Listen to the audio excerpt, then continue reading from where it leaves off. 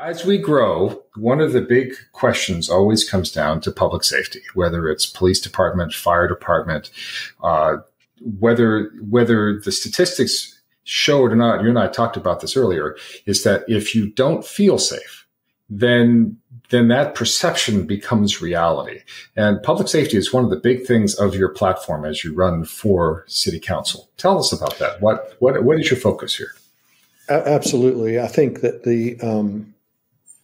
crime is something that all of the things that politicians and government employees talk about, the economic drivers and the new projects and all that can all be wiped away with the perception of the general public not feeling safe.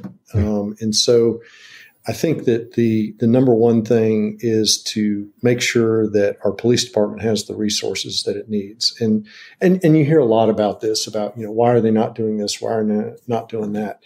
Let's keep in mind that it's only recently that City Council increased the starting pay for a Wilmington police officer to $46,000 a year.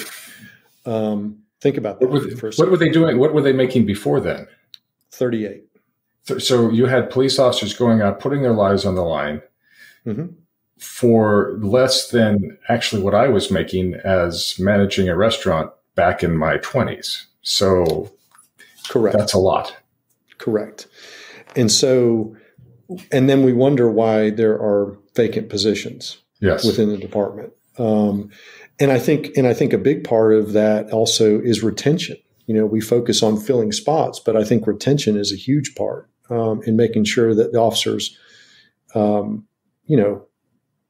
police officers and firefighters have to see a lot of things that you and I don't even think about on a daily basis.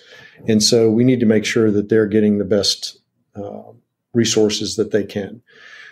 That's step number one, because without those bodies in the positions, it's impossible to provide the level of services that we all need. Their calls for service are tremendous. And I think that that's going to continue as the city grows. So we need to make sure that the police department and the fire department grow accordingly.